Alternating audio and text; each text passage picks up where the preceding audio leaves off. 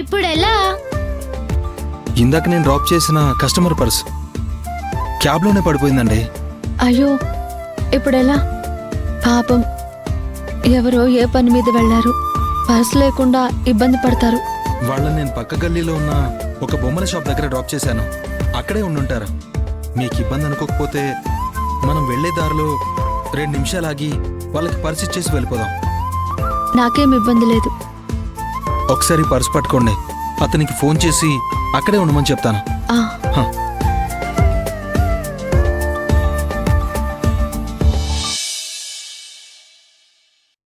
నేను Gopal uncle call చేస్తాను. Hello sir, నేను గోపాల్ని మాట్లాడుతున్నాను.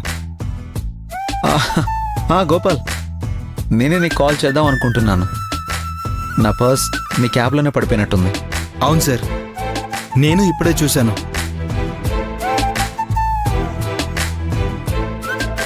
మీరు ఆ బొమ్మల షాప్ దగ్గరే ఉన్నారు కదా? అవును గోపాల్. మీరు అక్కడే ఉండండి సార్. 5 నిమిషాల్లో నేను వచ్చి మీ పర్స్ మీకు అప్పచెప్తాను. Okay Gopal, thanks. Baby, Gopal uncle purse తెచ్చిస్తాను అన్నాడు. నేను బయట వెయిట్ చేస్తాను. నీకు ఇంకేమైనా టాయ్స్ కావాలేమో చూసుకో. Okay daddy.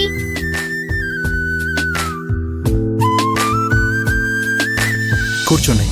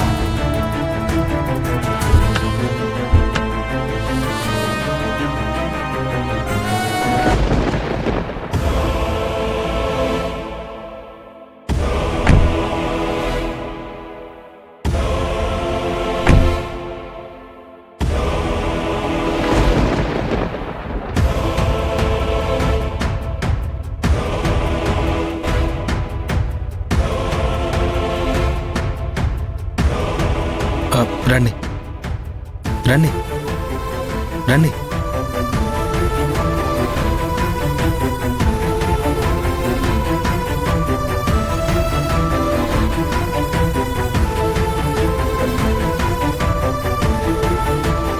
రండి.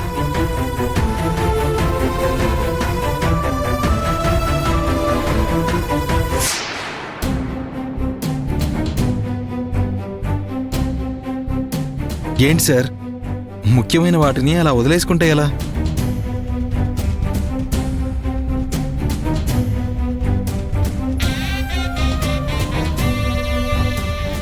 నా కంట పడింది కాబట్టి తిరిగి తీసుకొచ్చాను. లేదంటే మీకు మళ్ళీ దక్కుండేదా?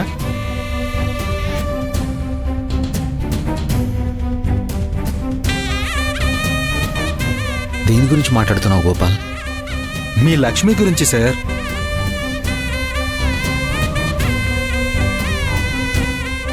మీకు సొంతమైన దాన్ని మీరు జాగ్రత్తగా కాపాడుకోవాలి సార్. లక్ష్మీదేవి ఒక్కసారి వదిలేసి వెళ్ళిపోయింది అంటే మళ్ళీ తిరిగి రాదు. ఇక మీదట భద్రంగా చూసుకోండి.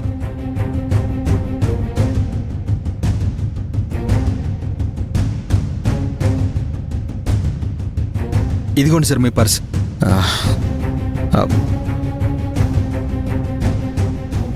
థ్యాంక్స్ గోపాల్. నేను యూజ్ చేసే కార్డ్స్ అన్నీ ఈ పర్స్లోనే ఉన్నాయి. ఇది కనుక మిస్ అయ్యి ఉంటే చాలా ప్రాబ్లం అయ్యేది. ఇకపై పర్స్ విషయంలో నేను చాలా కేర్ఫుల్గా ఉంటాను. రాధా గారు, ఈయన శ్యామ్ సార్.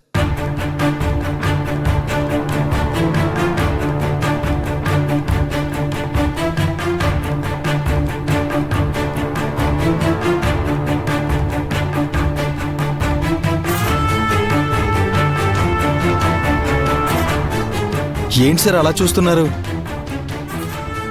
మీకు వీలు కాదు అనుకున్నా ఆ దేవుడు మిమ్మల్ని కలిసేలా చేశాడు చూడండి. సార్, తనే నేను పెళ్లి చేసుకోబోయే అమ్మాయి. పేరు రాధ.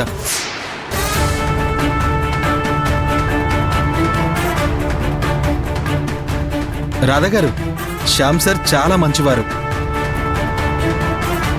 నేను చిన్న సాయం చేసినందుకే నన్ను సొంత మనిషిలా అనుకుంటున్నారు. చదువులో, ఆస్తిలో ఆయన మనకంటే చాలా గొప్పవారు. అయినా ఆ గర్వం ఏమీ లేకుండా నాతో ఎంత చనువుగా మాట్లాడారో తెలుసా?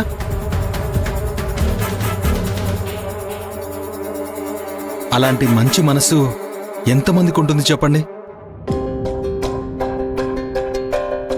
నేనేం గొప్పవాడిని కాదు గోపాల్, మామూలు మనిషినే. సార్, నేను రోజుకి ఎంతో మందిని చూస్తుంటాను. 10 నిమిషాలు మాట్లాడితే ఎవరు ఎలాంటి వాళ్ళో నేను కనిపెట్టేస్తాను.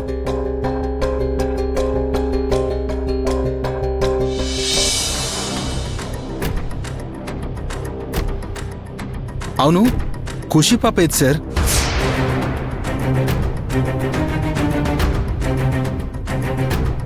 ఖుషి లోపల టాయ్స్ చూస్తుంది.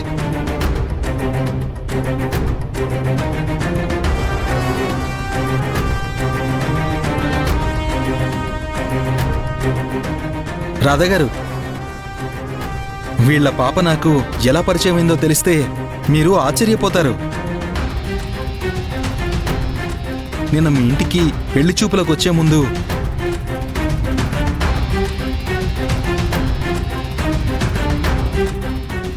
మా అమ్మ కనిపించడం లేదు అంకుల్. పోలీస్ స్టేషన్లో కంప్లైంట్ ఇవ్వాలని వెళ్తున్నాను.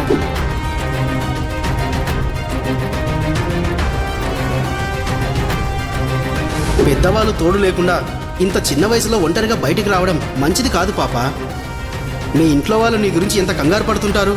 మా అమ్మ ఎక్కడుందో మీరు త్వరగా కనిపెట్టి తీసుకొస్తే నేను అమ్మని తీసుకొని ఇంటికి వెళ్ళిపోతాను. ఖుషీని మళ్ళీ కలుస్తానో లేదో అనుకున్నాను. కానీ అనుకోకుండా ఈరోజు వాళ్ళకి నా క్యాబే బుక్ అయింది.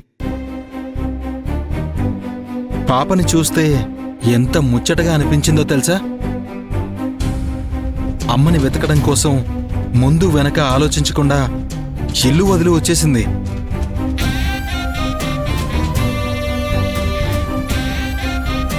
అంత చిన్న వయసులో అంత పెద్ద సాహసం చేసింది అంటే వాళ్ళమ్మంటే పాపకి ఎంత ప్రాణమో కదా.